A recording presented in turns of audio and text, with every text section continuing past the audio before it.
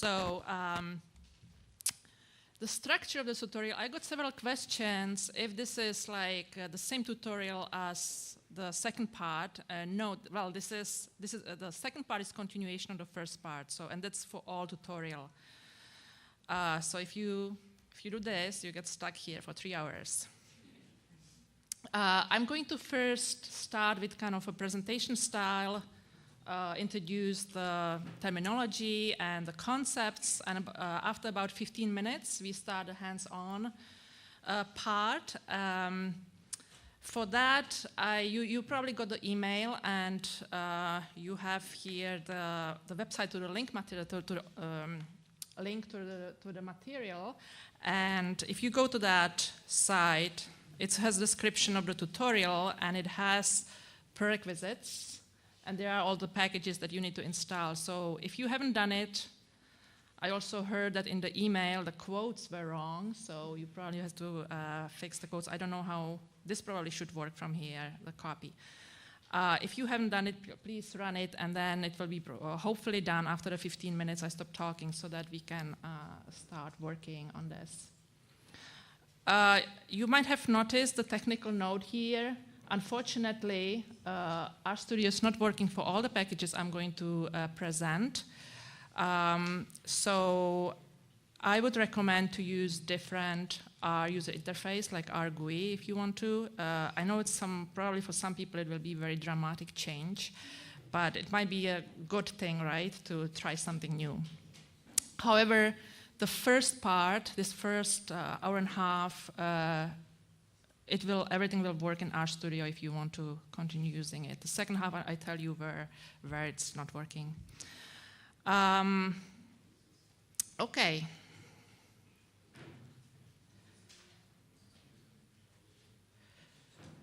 So let's get started. There. Motivation. Everybody has its own motivation while people are here, but in general, we want to learn how to solve a given problem faster by utilizing more resources. So we have a problem like this, where we have one, say, worker with lots of work, and we want to change it to something like this, where we can do the work in parallel with many workers. So from serial processing to parallel processing. We always have to take into consideration the hardware, and the first thing you can think of probably is the CPU. So you do need multiple CPUs if you want to run things in parallel. And you can either have multiple CPUs in one computer, or you can have a cluster of single CPU computers, or a mixture of that, right? Cluster of single or multiple computers. The other thing is memory, and there is a shared memory systems where you have CPUs that have access to the same memory, or you can have a distributed memory system where CPUs have access to its own memory. And of course, you can have a combination of those, which is a hybrid memory. So these are the physical, the hardware considerations. In terms of software, we distinguish two programming paradigms. One is implicit parallelism, and this is the case where a program does not need directives for parallelization from user. And the example of such implicit parallelism are parallel compilers like high performance Fortran, OpenMP, Scalapack, or PBLAST. Basically, it's up to the person who write a code to give directives and then compiles it, and user who uses it doesn't need to care where the parallelism is. So, on opposite of that is explicit parallelism, and here we're talking about message passing libraries, and the message passing interface MPI is nowadays a standard there. And this is supported by various programming languages, including R. So in this case, we need to give explicit directives to the program what is going to run in parallel. And basically, today we are going to talk about the second bullet, the explicit parallelism, not about the first one. In terms of parallel programming models, we talked about the hardware, the physical part, and now the programming models is abstraction about the hardware and memory architecture. So there's the shared memory model, which would work well with the physical shared memory. And here processes share a common address space, which they can then read and write to. An example is POSIX threads, which is a standard in Unix Linux world, or OpenNP, which is a multi-platform system. In R, there are various packages that use this shared memory model. Examples are DSM, multicore, that is now implemented in parallel for each, RCPP, RJava, and other packages that support OpenMP. Another model is message passing model. So instead of accessing the same memory address space, we are passing messages between the CPUs. And here, processes use their own memory, and communication is done via sending and receiving messages. And examples is the MPI, the message passing interface, which is de facto standard. In R, we have RMPI, a package that supports it, and PBD-MPI and the PBDR packages.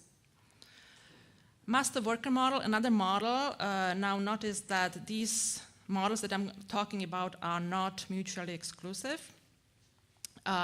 Here we have a master that assigns jobs to a pool of workers, and the workers perform their tasks independently, and then master collects results. Now, this is suited for embarrassingly parallel applications. These are applications that have so many tasks that are independent of one another that it's embarrassing. And in R, we have a package Snow, which is now partly implemented in parallel, SnowFT, Snowfall for each. And another model is single program multiple data, or SPMD. And here the emphasis is more on the data parallelism. And so we have one program, and the processors are autonomous, and there is no manager, and it's basically as the data is the focus there. In this workshop, we are going to talk about the master worker model part here that is using the message passing model, so these two. So you have a chance to leave if you didn't come for that part. In R, okay, I didn't finish this one. The SPMD, there's a suite of packages, the PBDR, which is programming with big data R, it's the abbreviation. And there's going to be a tutorial on that at Next JSM in August in Baltimore. So if you're interested in that part. R Hadoop or DDR are another examples of this model. Any questions on that? Okay. Okay, let's talk a little bit about statistical simulations. So, well, R is a language for statistical programming, and many statistical simulations have the following structure. First, we initialize some random number generator. This is a pseudocode. And then we do in some iteration from 1 to n, we run some function, and we assign the results to something, some object, and then we process the results. And if my function here can be run independently, in that case, from this picture that shows the same structure that I have here in the pseudocode, where we run the functions and sequentially, we get something like this, where we have a situation where we have an initialization of the random number generator, and then we could actually run the my function independently or in parallel to one another, and then we process the results. In the master worker paradigm, sometimes this is called also master slave paradigm. I don't like that, so master worker paradigm. We deal with a cluster that consists of a master and a set of workers. And often we assign one worker per physical node. Here, each worker is then responsible for one or more calls of this my function in this scenario I showed. And then master is responsible for sending workers everything they need and for collecting the results. So from this picture that I just showed you, we get something like this, where we initialize the random number generator, and the master creates a set of workers and sends data to them. And then we have here workers that perform maybe multiple times the my function, and then master collects the results and then processes it further. So we have here P workers, and we have N calls on my function, and often the P, the physical or the number of workers will be much smaller than N, because we are restricted by our hardware, right? So P and N, keep that in mind because we will be using it in the exercises then. Number of workers, P, and number of tasks, N. Many packages in R work in this fashion.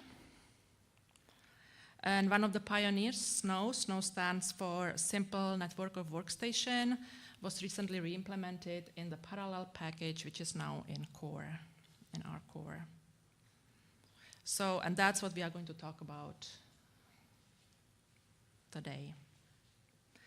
A few words about random number generation. Many statistical applications involve random numbers. And examples of these are Markov chain, Monte Carlos in Bayesian methods, bootstrapping, or other kinds of simulations.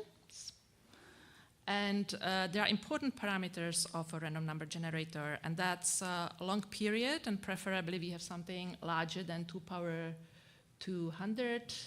This means when the random numbers start to repeat, that's the period. And they also should have good structural or distributional properties in high dimension. So when you ask the generator to give you a set of numbers from specific distribution in high dimension, it should really be from that distribution, right? And these parameters should hold when used in distributed environments or when run in parallel.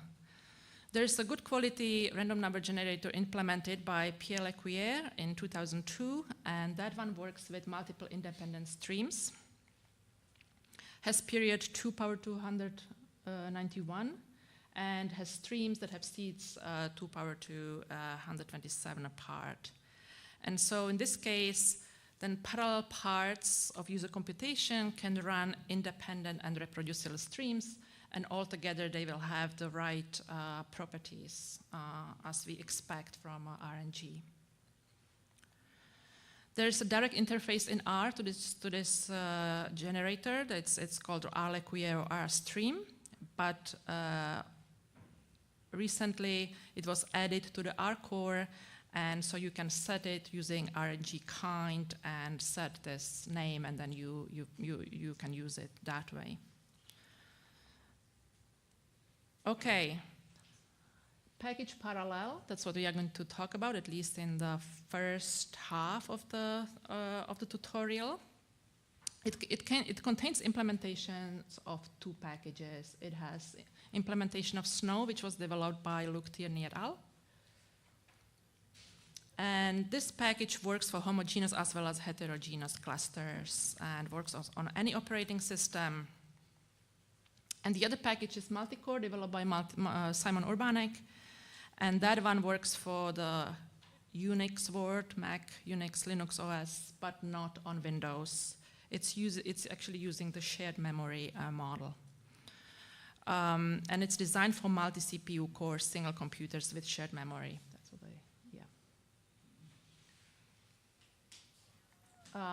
the main functions of this package shown now in parallel are MCL apply, MCM apply, and MC map. And here in this tutorial, we will focus on the Snow part of parallel. The reason is also that it works, it's platform independent. And if you are interested in this part, you might just look up the functions and read about those.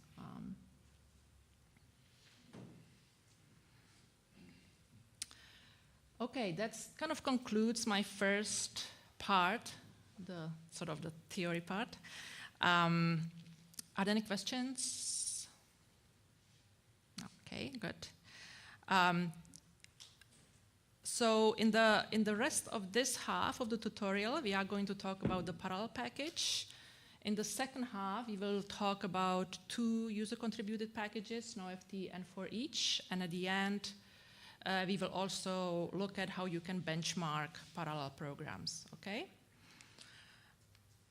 So I have a team of helpers here. They were very generous to offer me here help. They are all from Prague. And we have here Patricia, Adela, Jakub, and Luboš. So if anybody needs help while you're working, so make yourself visible and they will come and help you, okay? So if you could open R, as I said, in the first half, RStudio is okay, not in the second half. So I'm just using R GUI from the Mac. So you can, if you are using Windows, you can use the R GUI from Windows. And there was from the description of the tutorial at the very end, there is a link to material. So if you click on that, you'll get to the material that I'm going to talk about.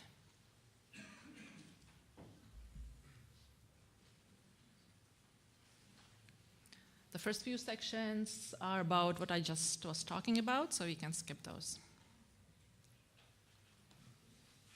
And I should make it probably a larger font, I think.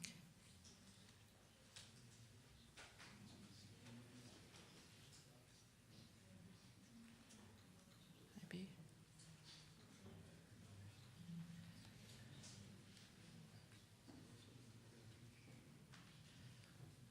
Is this visible from the back? Yeah? Okay. Okay.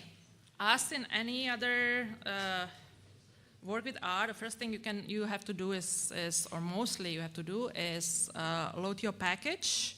So we will do library parallel. The first functions that we can look at is detect cores. It will tell you how many cores or how many CPUs your computer have. So detect cores. So my computer says 8, that I have 8 cores. I know though that I don't. But what happens here is it counts hyper-threaded cores. So you can use the argument logical and set it to false. And it will only count the physical cores. So that's 4 for me, okay? And I will assign it to an object called P. If you remember the P, that's what I'm now doing. So my P will be 4, the number of physical cores in my computer. You might have different one.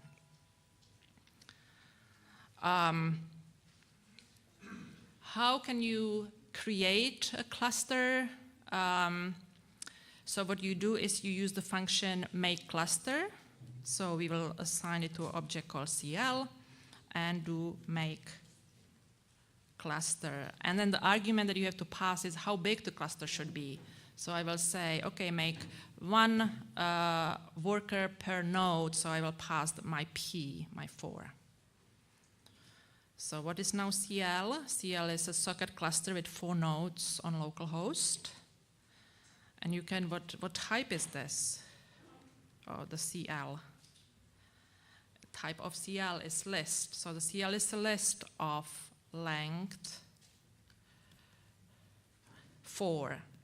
So we have 1 element per worker here. If you look at the first element of CL, it's a node. So node of cluster which has its PID. If you look at, for example, the pth element, it has different PID. So each of the worker has its ID. Type of this element is again a list. So we have a list of lists. Each worker is a list, and names. If you want to look at what's in it, it has information about connection, which host it runs in, and its rank within the cluster. So that's our cluster, and if you want to stop that cluster, you do stop cluster CL. And if you look at now what CL1 is, it gives you error because the connection doesn't exist anymore. Okay? Start and stop a cluster. There are different types of clusters. Everything's good.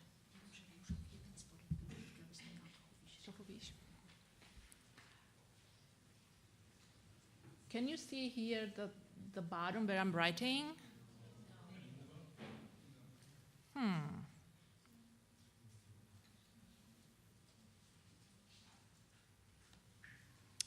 Okay, what I need to do then in such a case, I need to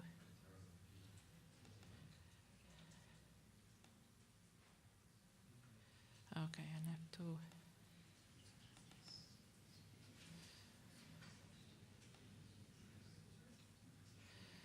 it's bringing all my windows here apart. Maybe if you press enter sometimes. What? Wait. Okay, so what I will do here is I will put it like this, and I will put this a little bit higher here, maybe. Sorry, maybe because everyone has access to the left side of the screen, if you put that on the bottom and then you put the R console on the top, because everyone has access to the left side of the screen, doesn't matter as much. I didn't get it. Because everyone has access to left resources, if you put that on the bottom and you put the R console on the top, then everyone's going to be able to follow along. Oh yeah, that's a good idea. Okay.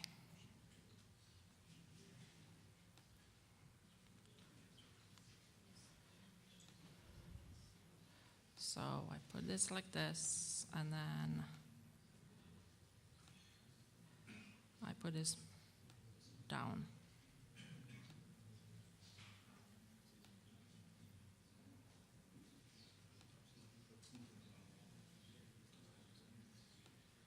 Okay.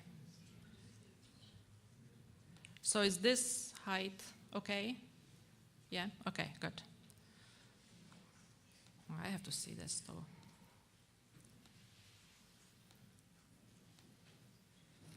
All right. So start and stop cluster. There are different types of clusters, and by default we use the socket cluster, and that's where you put a type is psoc. That's what we did by default, and in this case, workers start with empty environment. Basically, you start the worker, these 4 nodes that we had, each of them saw empty R environment, new R process. And that type, the socket cluster, is available on all platforms. There is a type fork where when the environment is forked, so all workers see the same environment as the master has. That one is not available on Windows. And other types of clusters are MPI, if you have the MPI interface installed and the RMPI package working. And another type of cluster is NWS, when you have the NWS package from Revolution Computing when it's installed. In this tutorial, since the socket cluster works on all platforms, we are going to use that, but there would be no difference in how you use it when you want to use any of the other types of cluster.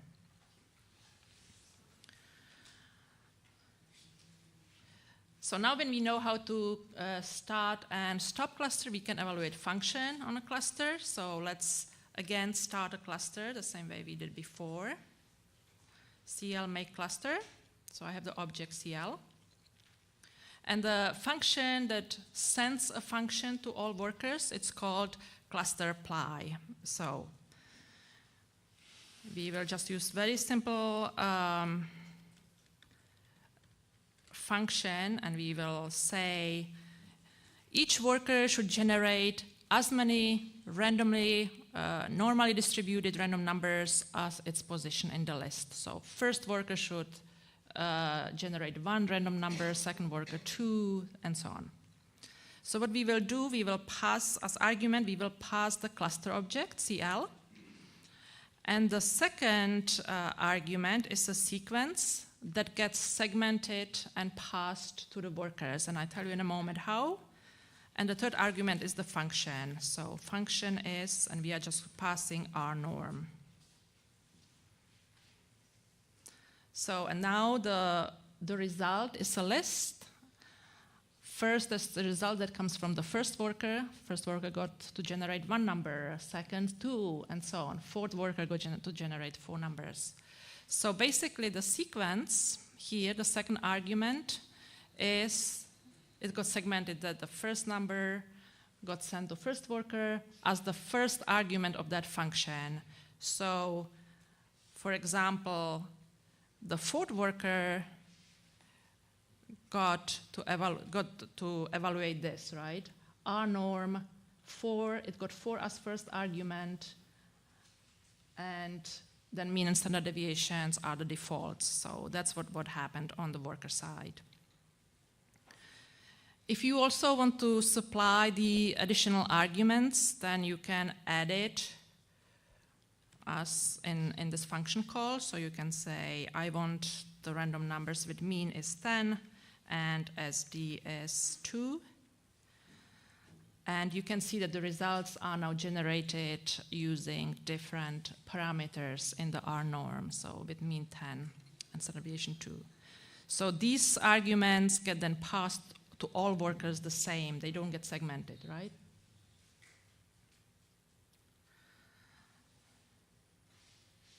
Okay, in this case, our P, number of workers, is equal to the N, number of tasks. Each worker just got 1 task to do.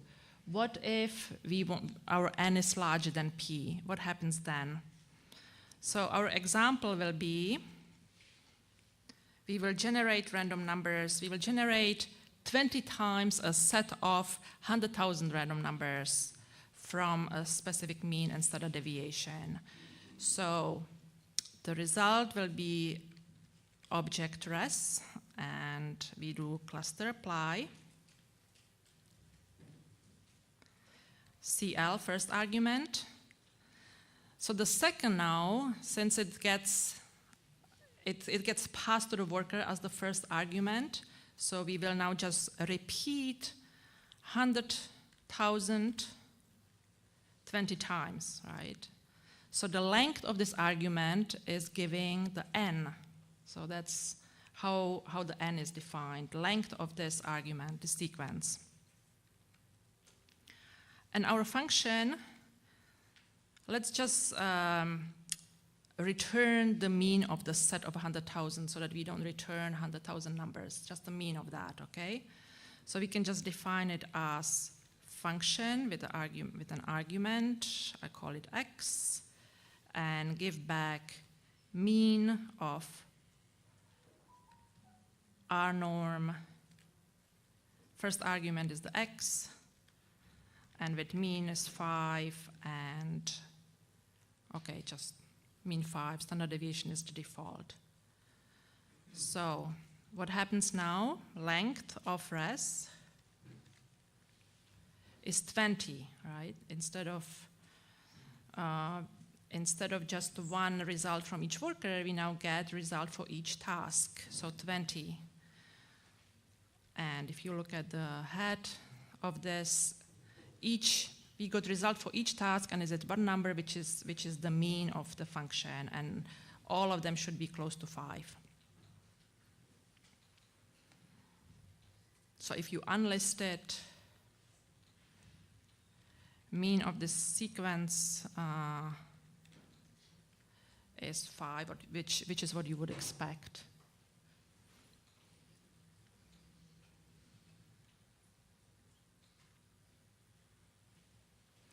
Okay, now I'm going to show you what actually happened behind the scenes on this plot.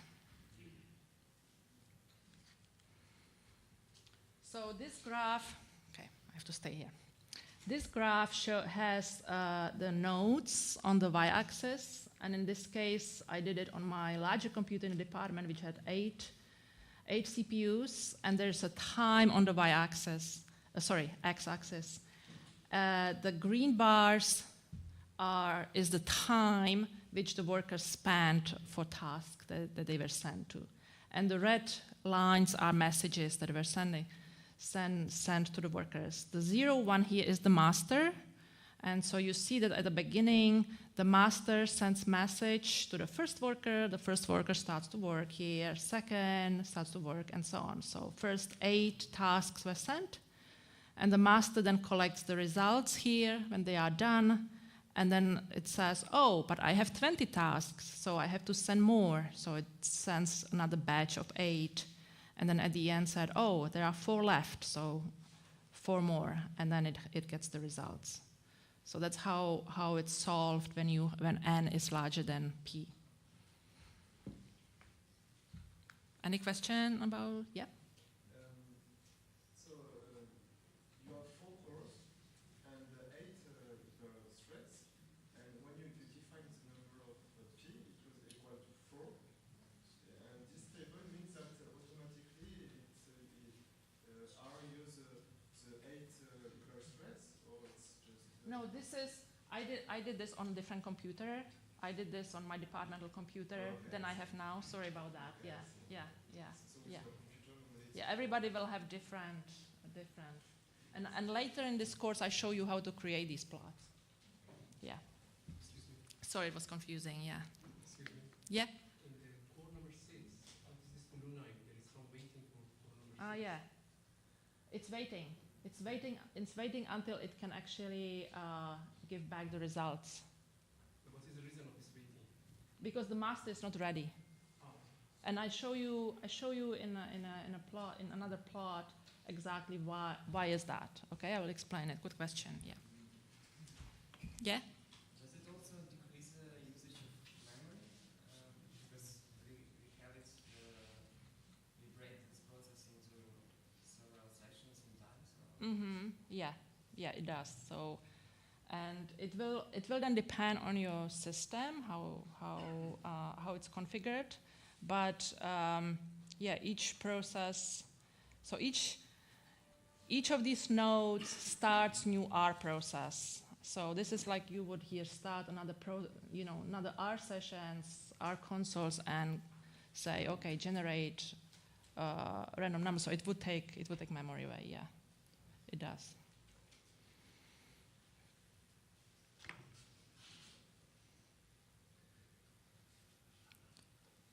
Oh, sorry. What's the function you use to get the usage plot? What's what? What's the function to get? I'll show you later how to do that. Okay? Yeah. I was thinking that you will want to know how to do that.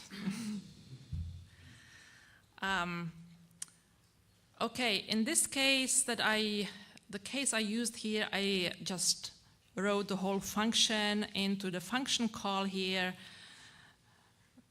Usually, probably what you will, because you probably will have in your real application a little bit complicated situation, so you would want to write the function explicitly or separately from the function call. So,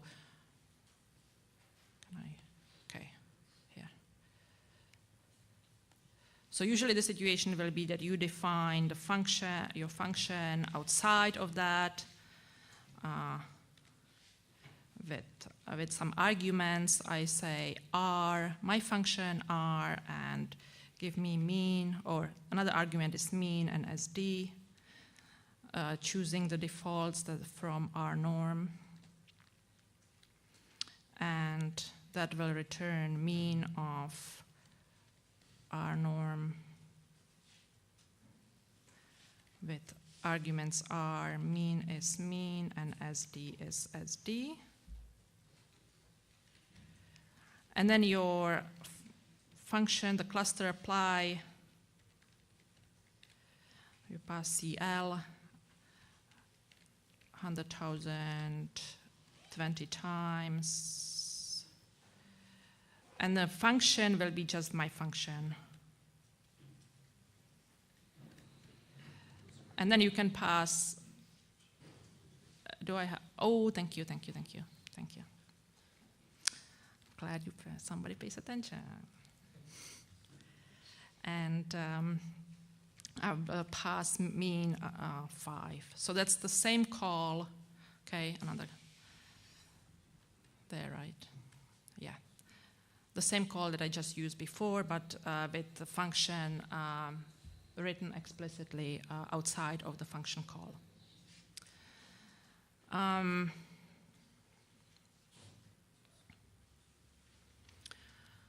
So when you want to initialize the workers, as I said, you will, at the beginning, each worker is kind of an empty environment. It doesn't see anything what's on the master.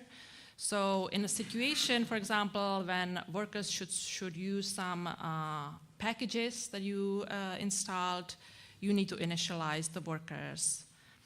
Let's get an example where instead of generating random numbers, you want to generate random numbers from the discrete distribution from the package extra distr. So if you write it this way, if I define the, okay, I will call it now my RD norm. And it will return RD norm, that's a function from the extra distr package with the same arguments as before. Mean is mean, SD is SD. And then you load the library on the master. So the process in your RGUI is actually the master. So library extra distr. So I'm loading that. And then I say cluster apply.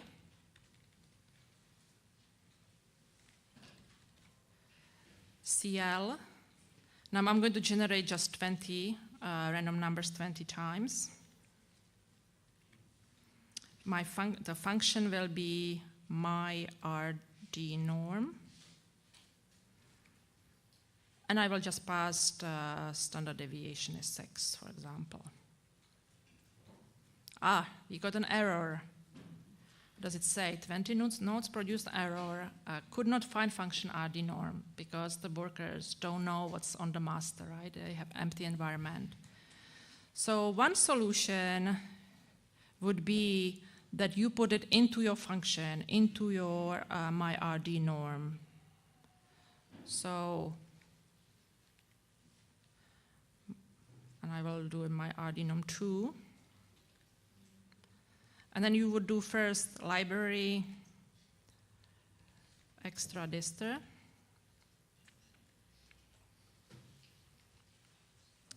And then the same RD norm, R mean is mean, SD is SD. And then the same call of the cluster. Oh, because my RD norm 2. I'm calling my RD norm 2. Now it works because this got evaluated on each worker and it got the library loaded. However, this, okay, with loading library, maybe it's not that inefficient, but if you have other things that you would want to put into it, this basically gets evaluated every time the function gets evaluated, right? So if this instead of library, it's some time-intensive task, it would be evaluated every time it would go into, which might not be needed. So let's stop the cluster and load it again in order to clean the environment of the workers. Right now, the workers do know the extra distr library because we loaded it in this function. So let's stop the cluster and create it again. Stop cluster CL, and then CL is make cluster P. So my RD norm function, which we should have without loading library. And so the parallel package offers the function cluster eval q, which you can call before you run the cluster apply. And so, okay, first let's do it now. Cluster eval q for evaluating expression, you are passing the CL, and then you can pass any expression, any R expression into it. So in this case, we do library extra distr.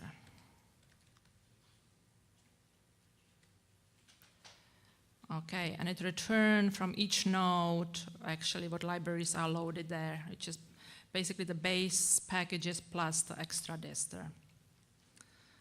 And then you can do the cluster apply function. I see that I used different call than I used different call in the material. Okay,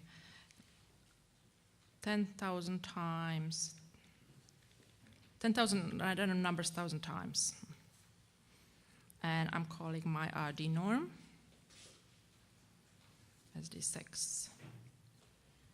So now it didn't fail because it first initialized the workers. So when you look at the histogram of analyst stress, okay, it did generate the random numbers from the discrete distribution. So basically, and I show you the picture again here, what we did with the cluster apply Q, we send it first to all workers some initialization expression, right? So first, that was initialized, and then each worker know about it for all evaluation of the tasks. Whereas in the first case, when we put it into the function, it would be evaluated every time with the green bar. So we did a more efficient solution.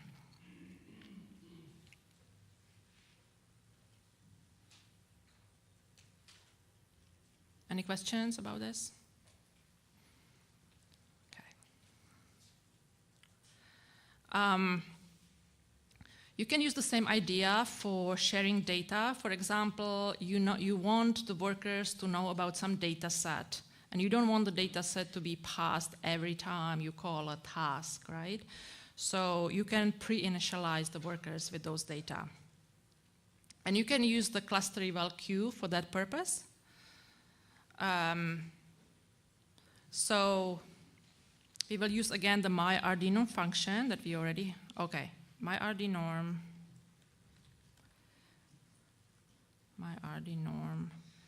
has these two arguments. So let's have an example where we actually don't want to pass the mean and standard deviation. In our case, it's just one number, it wouldn't matter, but you can imagine have a case when these would be big data sets, for example, right? And you don't want to pass it. So let's think of that as big data sets and take it out of the, okay, I will just type it. Take it out of the arguments. So my RD norm will be only, it's a function of R, and we will get rid of the mean and SD as arguments. And then RD norm R, but still we want the worker know about the mean and SD. So we will use it in the function. So that's my RD norm function, only dependent on R and should know about mean and SD. So now we can use the cluster eval Q. You have passed the CL, the cluster, the library, extra distr,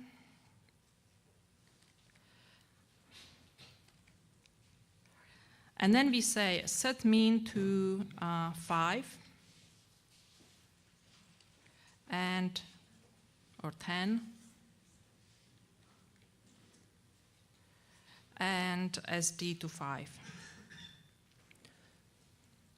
There's oh yeah, I have to put it into curly braces because it's an expression. The cluster eval queue expects expression, so I'm putting it into curly braces so that it's one expression. And it actually returned the last command in the expression, so 5. So this was sent to workers. Now they are initialized with mean and SD. Everybody knows about these two values. And if we repeat the cluster eval, the cluster apply, what we did before, we will not pass the SD now. So if you do this, only the R will be filled, and it knows what to do because each worker, when it gets the myRDNorm function, it also knows what the mean is and SD. So if you look at the histogram of the result, hist unless stress,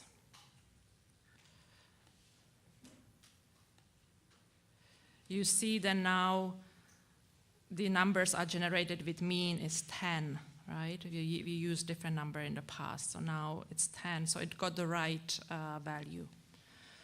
So this method can be used, for example, when you need the workers to, I don't know, source a file or read big data sets and just initialize workers once with something before you send your tasks.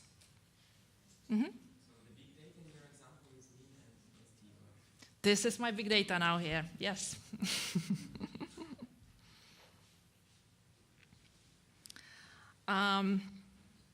Let's stop the cluster to clean the environment, the space, namespace, stop cluster, CL, and create it again.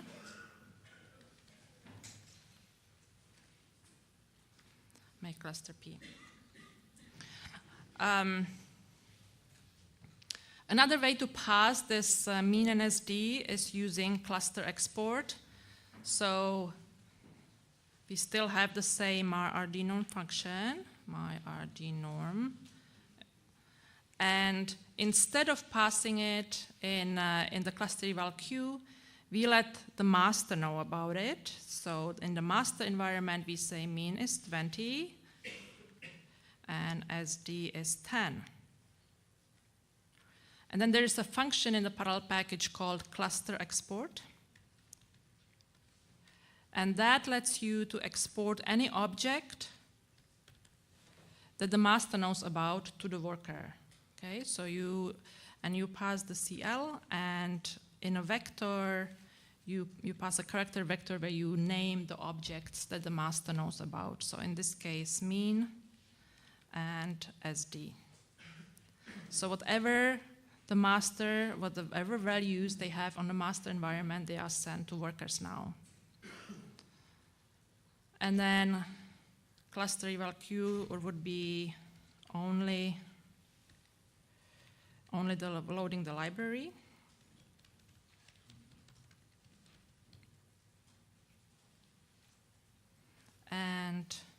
And then the cluster apply as before. And if you look at now the histogram, we had in the previous call, we had mean 10, but now we have 20. So it was correctly exported from the master to the worker. So this is a way how to share parts of the environment from master to workers.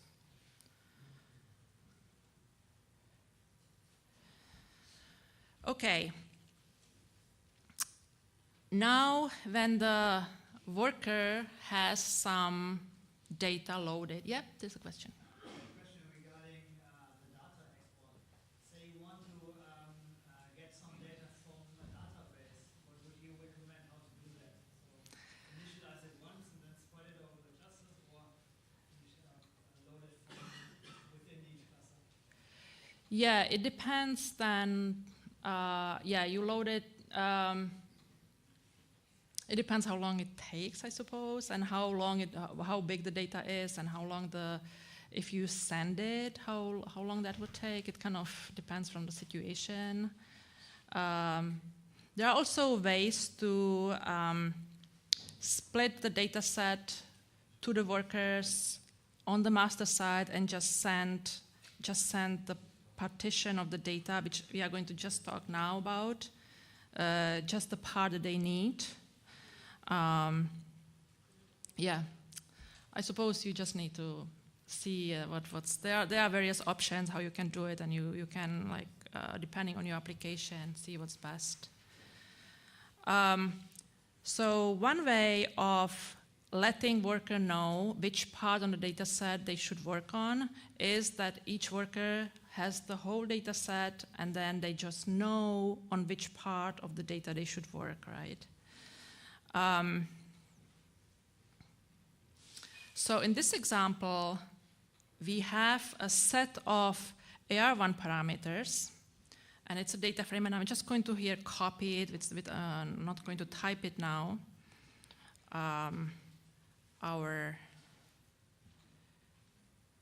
So we have a data frame, AR1 parse. When I look at head, so parameters of AR1 process. So you can see it has 3 columns, mu, rho, and sigma. And it has n rows, dimension. It has n rows. And what we want to do now, we are going to load this to the worker. Each worker will know about the whole data set, and each worker is supposed to generate an AR1 process from one row of this data set, okay, with these parameters. So that's our task now. 100 random, 100 realization of the AR1 process with these parameters. So each worker needs to know from which row actually to take the data. So the function that we are going to run, and I'm going to now copy it again and explain it just for the sake of time. My AR1 function.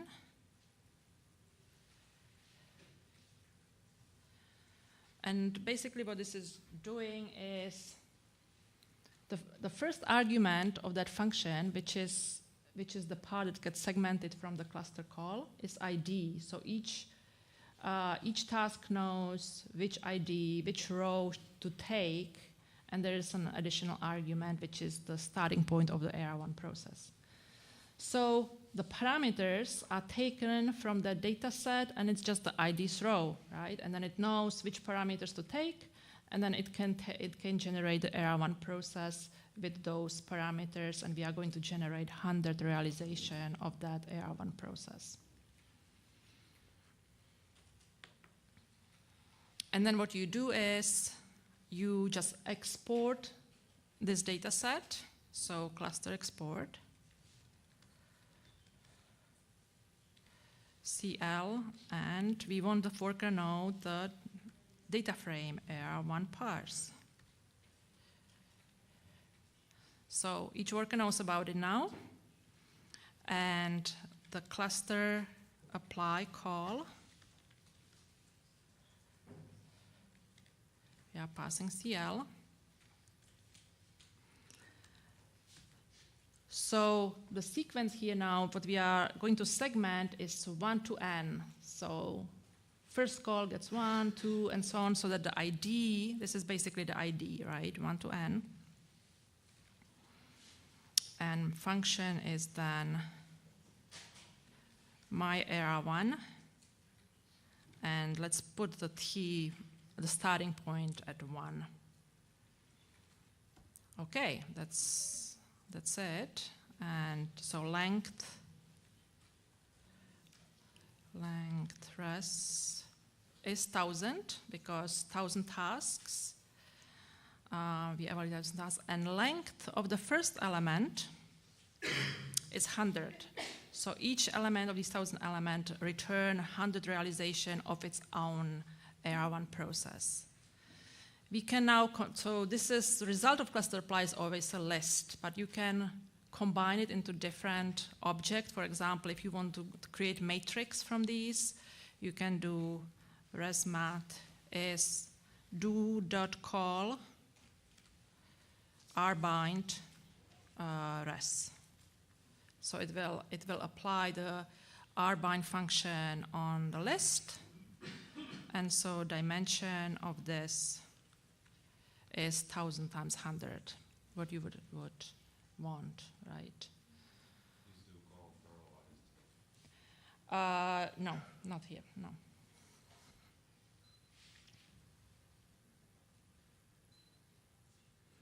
Okay, so this is the example that might be useful. In this case, each task was just take a specific row of that data frame. You can imagine if you want the worker to work on a whole segment of the data frame, you could modify it slightly to do that, right? Here.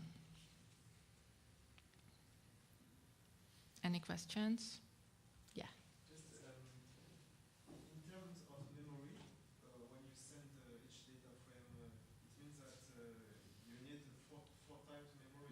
Yes, you do in this case. And there are maybe better solutions than this, and then I'm going to talk about some now in the next section. So, yeah, probably you wouldn't want huge data sets to have to load to each worker, yeah.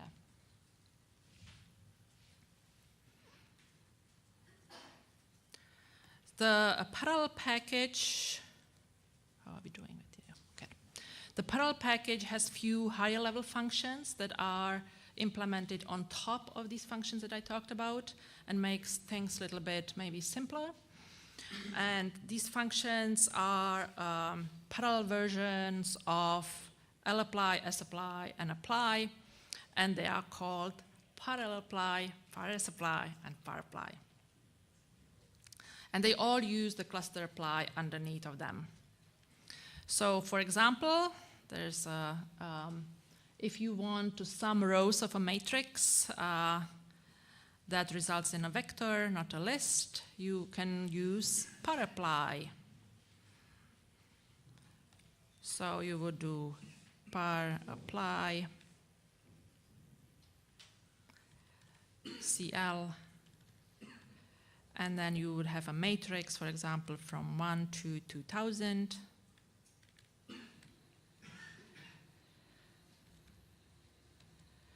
You would say n row is 20. Now, as in the case of apply functions, you say on which dimension I'm applying it, so on the first dimension, and the function will be sum. So this gives us sum of rows of a matrix. Now, this is a very trivial example, and you probably wouldn't want to use the parallel version of such a simple computation, because it probably wouldn't really be faster than sequential version. And in the last part of this tutorial, in the benchmarking part, I'm going to show you how you can actually assess when it makes sense and when it doesn't, to run computations parallel.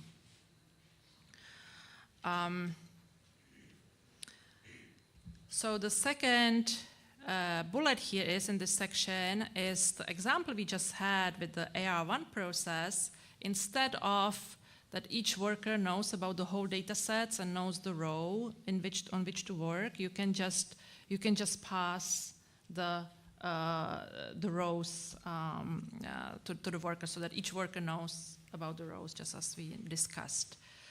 So I'm going to slightly modify the function.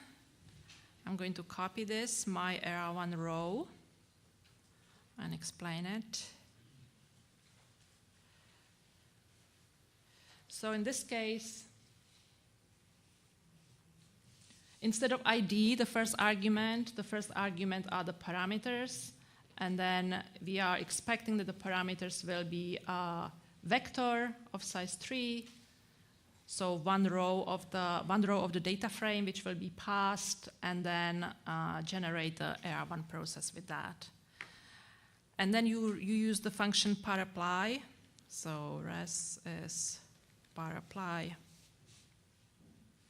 passing the CL. And the second argument, instead of sequence, as we did with cluster apply, you are passing the data frame. So the data frame gets segmented now. So AR1 parse. Dimension, first, you want to segment it by rows. And the function, myEra1 row. And then the t, starting point of the process. So that run, and the dimension of this object is 100 times 1000, so you might need to transform it, but transpose it, but it's basically already put it into a matrix as a result. So this is a way how you can just pass segments of data sets to your function.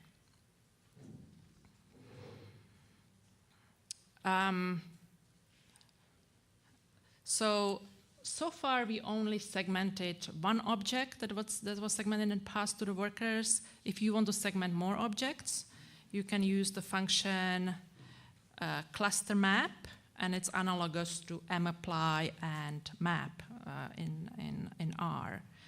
So say we have we want to generate random numbers, but each worker should use different mean, not just different number, but also different mean. So we want to segment the mean as well. So my R norm will be a function with argument R, mean, and SD is 1. And it returns R norm with R, and mean is mean, and SD is SD.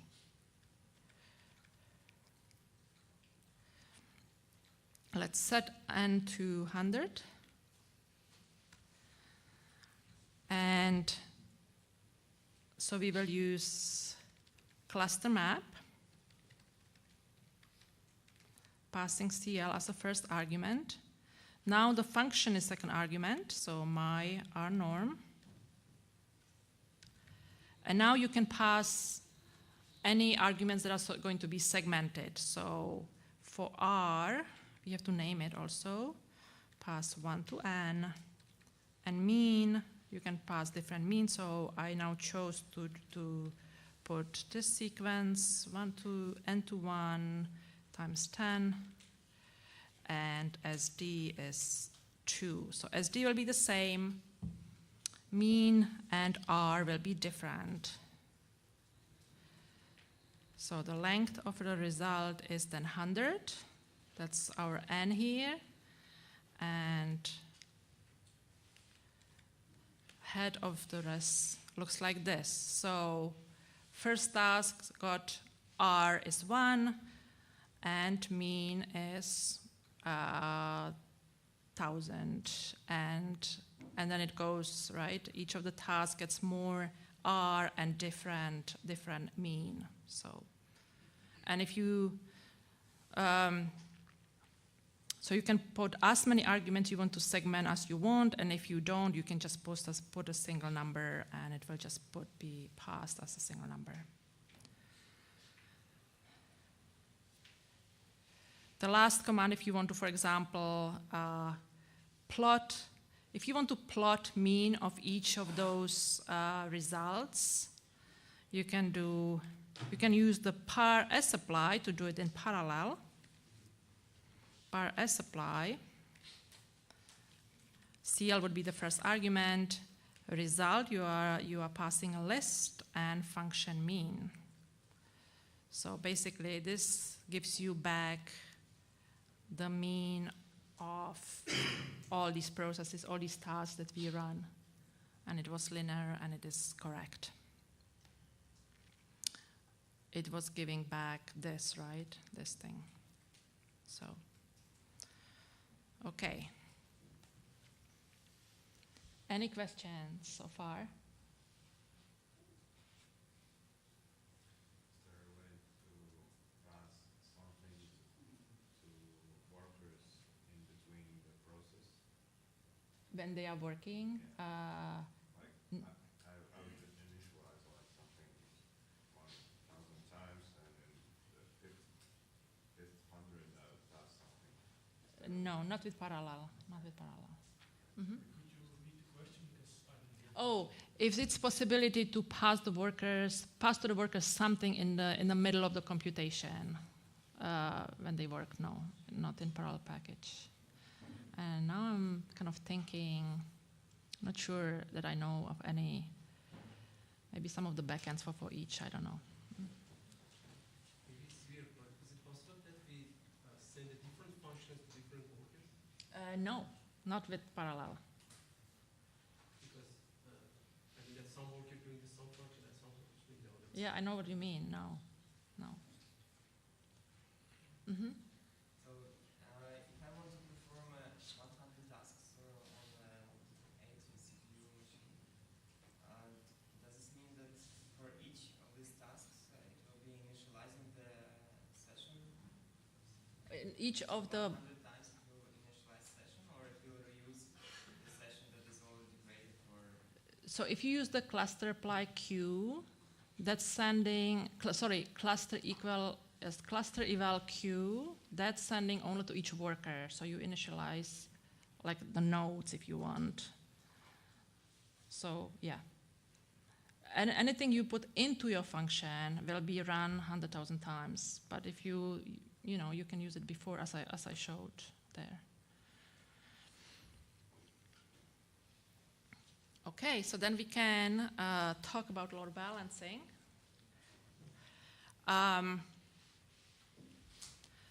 So you can consider a situation, you can imagine a situation when each task takes very different amount of time to run. And this can be due to, for example, input parameters in the function, or when you want something to converge and it doesn't, or when your nodes are not are heterogeneous and are not the same some specification. Maybe one are slower than some are slower than others. What happens? So I want to show you how the cluster apply actually works. What happens exactly? And we will use now I'll show you how to do the plot that I showed you, and for that we will use the function snow.time. The snow.time is not available in the parallel package. In the reimplementation, it wasn't converted over to the parallel, but it exists in the snow, so we are going to take it from the snow package. For that, we will load the library snow. So you should see something like this, and what it's telling you that now we are masking some of the calls from Snow. We are masking the implementations in parallel.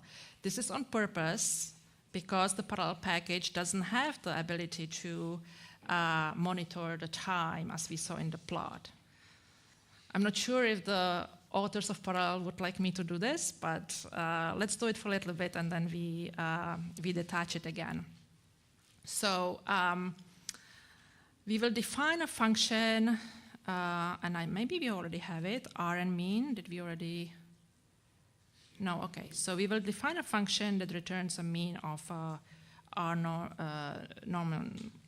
function. So rnmean.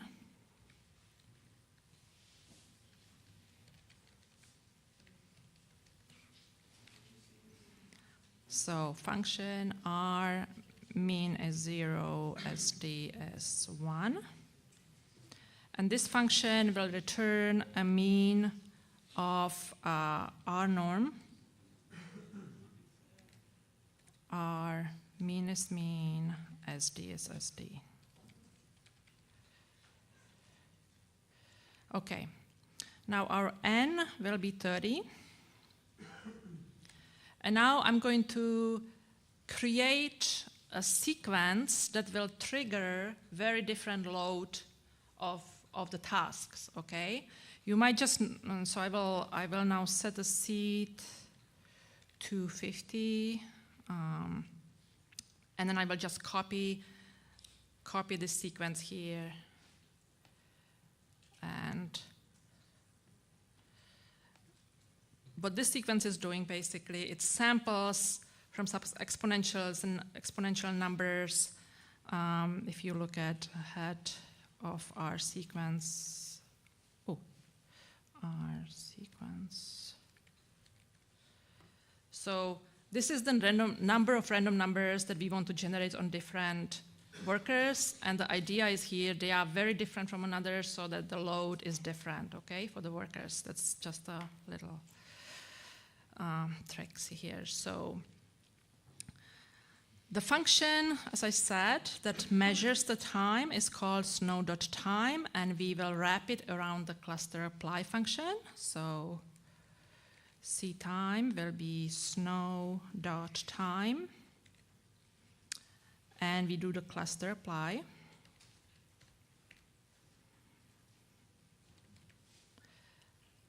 CL, our sequence will be r.sequence, and function is rn_mean.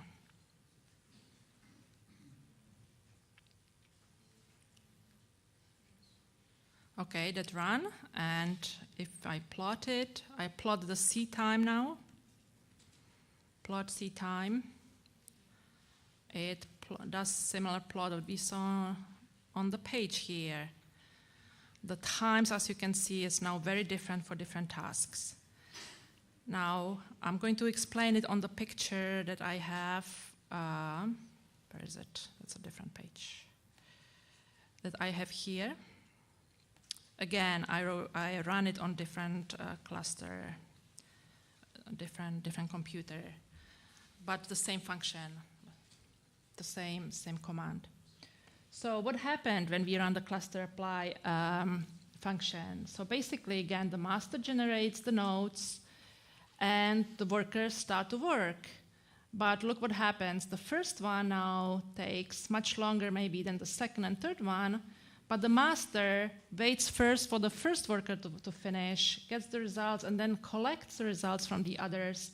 So the other have to wait until actually the first one is finished. And then next load again, right? It's basically the master collects the results in the same order as it sends the data. So it sends the data 1, 2, 3, 4, and then it also collects in the same order. So as you can see, this might be also extreme here in the third run, that it waits for this, whereas all these are already waiting. So all these empty space, or the blue lines, is waiting times. That is pretty inefficient. So Parallel has a solution for that, and that's a function cluster apply LB for load balancing. So, and it's the same usage, everything, you just put LB for the function call. So I'm going to now, the same function, snow time, cluster apply LB. And plot cTime. Now it looks different, right? Much less of the waiting time than before. And in the material here, on the same cluster as above, as you can see, the master now, here it takes actually first the results from the second worker. Actually, no, not from this one. It's from the third, and then immediately sends more work to them. So you have much less of the waiting time. And in fact, if you look at the scale on the x-axis, this is here 0.3 seconds, and here is more than twice as much in this case. So cluster apply LB can be helpful if you have tasks that can take different amount of time.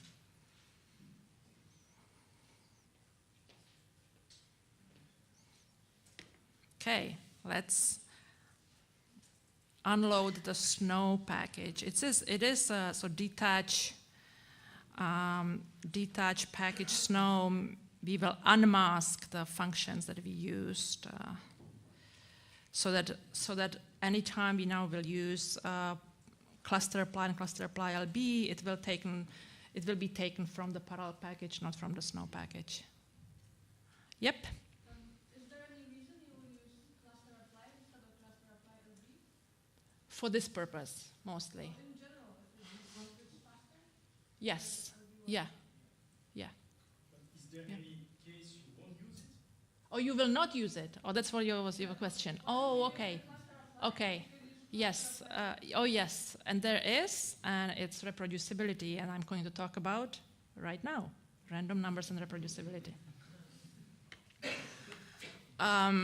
Yeah, as I said, okay, so detach the snow so that we use, again, the parallel versions. I suppose you would only load the snow if you want to measure for these plots, otherwise you don't need to.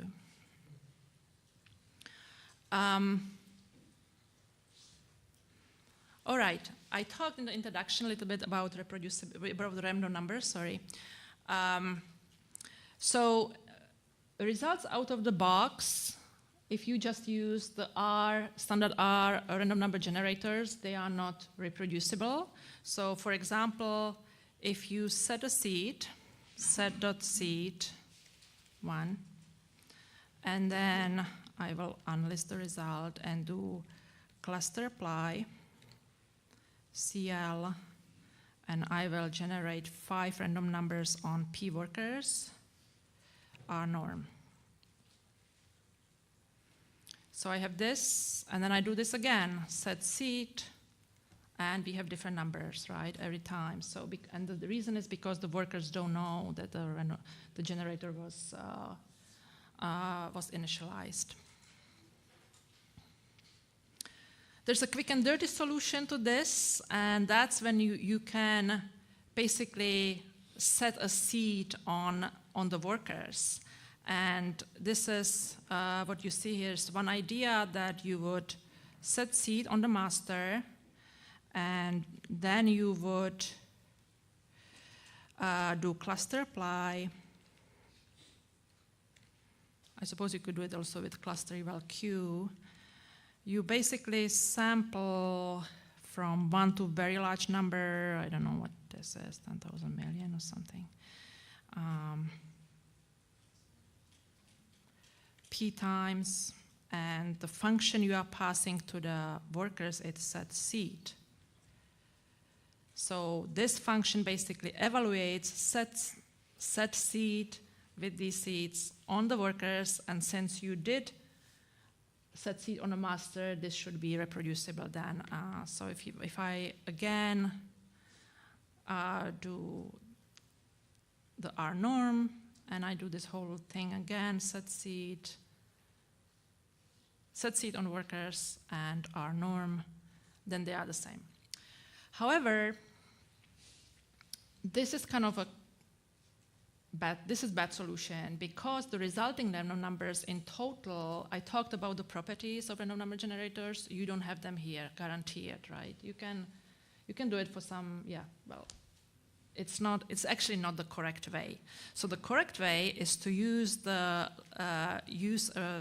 random number generator that was developed for this parallel environment, like the Lecuyer generator.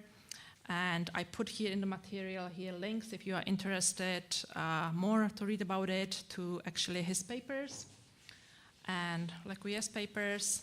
And so let's look what we have on the workers, what kind of generators they have set. So if we do cluster eval Q, CL, and then we say, give me RNG kind on each node. RNG kind, oh yeah, thank you. There. So each worker, because it starts with an empty environment, it has the same default RNG kind of like the master, which is Merchant Vister. So what you do is there's a function in parallel called cluster set RNG stream. So let's put seed is 1, and then you do cluster set RNG stream CL seed. If you do again the cluster eval RNG kind, then you see that it was changed on the workers to Lecuyer generator. So now every worker, each of the workers have its own independent, very long stream of random numbers that together combine give you the right properties of a random number generator. So if I now generate random numbers on the workers and I will bind them together, I do call rbind cluster eval q. I could have done this with cluster apply as well. Norm 5, which you get this. And if I set the seed again and run this again, I get the same random numbers with a good generator. Okay. So the next loop that you see here, what I'm doing here, I'm running 10 times. I set a seed, and then I run the cluster apply on this sequence, uneven sequence that we just used with the rnmin function. So let's look what this is doing. And this is comparing reproducibility of cluster apply and cluster apply LB. So 10 times I'm just setting the seed and resetting the seed and generating random numbers. And as you can see, every iteration, the seeds are the same with cluster apply. Now we are going to do exactly the same, except we will use cluster apply LB. That's the second part of this loop.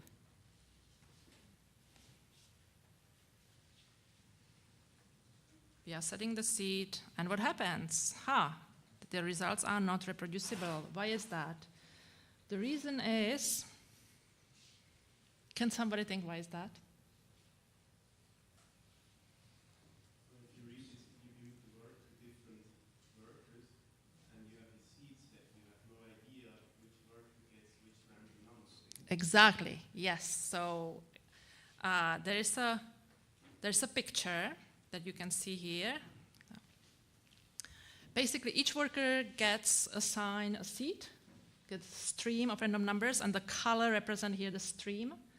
And with cluster apply LB, the assignment to workers is not deterministic, right? It depends always on the load of that task. So it doesn't, you don't know which stream is going to be used for that workers with cluster apply LB. So that goes back to the question, why wouldn't you use cluster apply LB? So that might be the reason.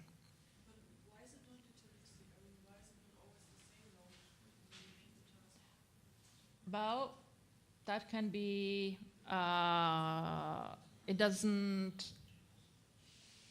that can be hardware dependent also, right? There are lots of aspects that can happen. It's not deterministic. The same happens. There is also, well, it's not the same, but also when you use cluster of different sizes. So if I set this, I just copy it, and we will have a break in a few minutes. So if I just set the seed and run rnorm on the workers on our, in my case I have 4 nodes, right? So you get this. But how about when you change the cluster? I'm going to create a cluster of size 3. So make cluster 3, it's CL3 object, and I'm going to just do cluster set RNG stream CL3 seed. So setting seed on my 3-node cluster, and unlist cluster apply CL3, generating 1 random numbers 10 times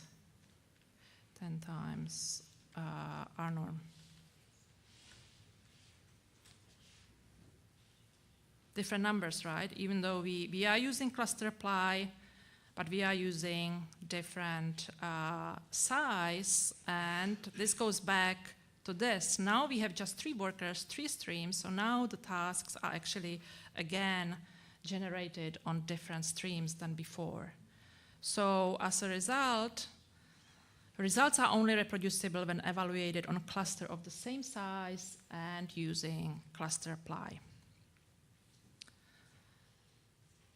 Any questions about this? Okay, let's clean the 2 clusters, top cluster CL and stop cluster CL3. And we can go into break. After the break, we will learn about 2 packages that deal with this problem of reproducibility, and also simplify the work with the parallel package, and we will talk about benchmarking as well. Okay?